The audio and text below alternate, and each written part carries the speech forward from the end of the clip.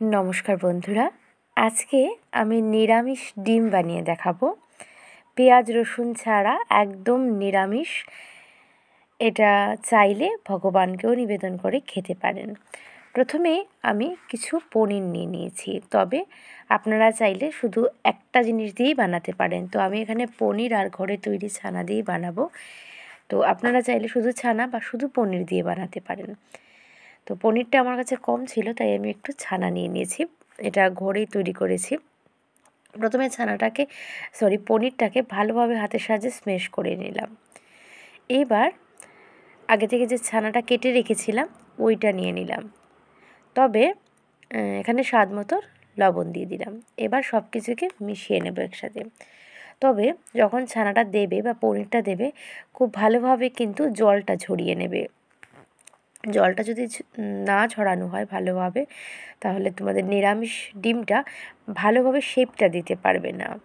তো আমার কিন্তু একটু জল থেকে গেছিলো। তো তোমরা এই ভুলটা একদম করবে না। যদি ঘরে ছানা তৈরি করো তাহলে অনেক সময়, ঠিক 2 থেকে 3 ঘন্টা কিন্তু এটা কাপড়ে বেঁধে রেখে দেবে। তো ভালোভাবে দেখো মিশিয়ে নিয়েছি। এবার এখানে দিচ্ছি টেস্টের জন্য 3 চামচের মতো গুঁড়ো দুধটা দিয়ে ভালোভাবে সব কিছুর সাথে মিশিয়ে নিচ্ছি। এই নিরামিষ ডিমটা আসলে এক একজন এক এক রকম ভাবে বানায়। তো আমি আগে অন্য রকমভাবে বানাতাম, বাট তোমাদের দেখাচ্ছি এই রকম করে। আগে যেটা বানাতাম সেটা ভেজে খাওয়া যেত, বাট আজকেরটা কিন্তু আমি ভাজবো না। একদম ইজিভাবে নিরামিষ দিনে, ধরো হাতে সময় নেই বাট ছানা আছে ঘরে, খুব ইজি, ঠিক 5 মিনিটে কিন্তু এই নিরামিষ ডিমটা হয়ে যাবে। যদি সম্ভব হয় তাহলে অবশ্যই অন্য ধরনের যে নিরামিষ ডিম আমি আগে বানাতাম ওইটার রেসিপি আমি শেয়ার করব। তো দেখো একটু ছানা নিয়ে নিলাম, এখান থেকে নিয়ে একটু ফুড কালার দিয়ে দিচ্ছি যাতে কুসুমটা বানিয়ে নিতে পারি। তোমরা চাইলে ফুড কালার না থাকলে হলুদ দিয়ে দিতে পারো, তবে আগেই বলেছি এটা জলদি বানাবো, তাই হলুদ দেইনি। তাই হলুদে যাতে কাঁচা গন্ধটা না থাকে তার জন্য আমি এখানে ফুড কালার দিয়েছি। আর দিচ্ছি সামান্য একটু কেওড়া জল, 1 থেকে 2 ড্রপের মতো দিয়ে ভালোভাবে একটু মিশিয়ে নিচ্ছি। আর দেখো কি মিষ্টি কালার এসেছে। আমার কুসুমটা কিন্তু তৈরি। এবার এখান থেকে আমি হাতটা প্রথমে ধুয়ে নেব। হাতের মধ্যে সামান্য একটু ঘি লাগিয়ে এইভাবে ছোট ছোট করে বলের মতো তৈরি করব। কুসুম কিন্তু ছোটই হয় ভেতরে। আর দেখো একটা ডিম কিন্তু রেখে দিয়েছি তোমাদের দেখার সুবিধার্থে। তো এইভাবে সব কটা ডিমের কুসুম আমরা বানিয়ে নেব।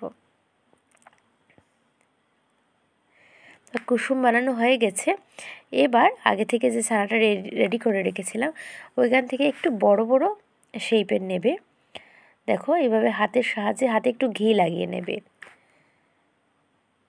দেখো এইভাবে ভালোভাবে ঘুরিয়ে এইভাবে প্রেস করে একটু ফাঁক করবে জায়গাটা। দেখো এইভাবে করে ঠিক সাদা অংশের মিডিলে আমরা যে কুসুমটা বানিয়ে রেখেছি ডিমের ওইটা দিয়ে দেব। আর দেখো পনিরটা কিন্তু খুব স্মুথভাবে মাখা হয়েছে, কোনো ক্রেক কিন্তু আসছে না উপর থেকে। এবার সুন্দর করে সব কিছুকে একসাথে মিশিয়ে এইভাবে একটা মন্ডের মতো তৈরি করে নেব।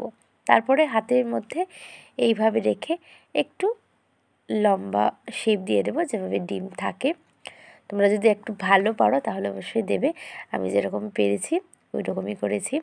তো দেখো এরকমই কিন্তু কাটলে কিন্তু ভীষণ ভালো লাগে দেখতে, একদম অরিজিনাল ডিমের মতোই লাগে। তো আমার সবকটা রেডি।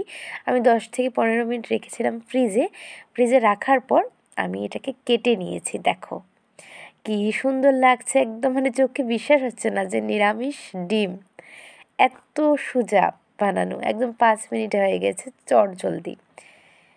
এবার আমি এখানে গ্রেভি বানানো দেখাচ্ছি না। এই গ্রেভিটা কিন্তু রেস্টুরেন্ট স্টাইলে গ্রেভি, পেঁয়াজ রসুন ছাড়া এই গ্রেভির রেসিপি কিন্তু খুব তাড়াতাড়ি আমার চ্যানেলে আমি দিয়ে দেব। তো তোমরা প্লিজ দেখো। তো এই গ্রেভিটা দিয়ে আমি প্লেটটা সাজিয়ে নিচ্ছি। দেখো এই গ্রেভিটা দিয়ে তারপর ওপর থেকে আমি নিরামিষ ডিমটা দিয়ে সার্ভ করে নেব। আর এই যে এই গ্রেভিটা দিয়ে তুমি 150 থেকে 200টা রেসিপি বানাতে পারো। বুঝতেই পারছো এই গ্রেভিটা কতটা ইম্পর্টেন্ট, আর ঘরে থাকা সামান্য কিছু উপকরণ দিয়ে। আর দেখো এখন দেখো জাস্ট লুকটা, বলে না যদি চোখ দেখে শান্তি পায় তাহলেই না মানে খেতে ভালো লাগে।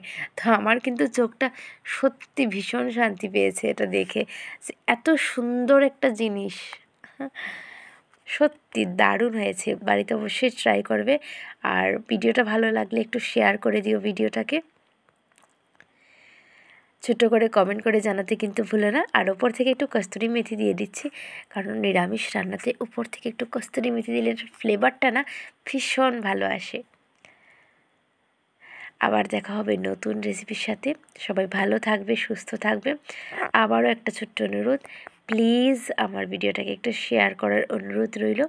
একটু জুম করে দেখিয়ে দিচ্ছি কাছ থেকে যে কতটা সুন্দর আকর্ষণীয় হয়েছে এই নিরামিষ ডিমটা, দেখো।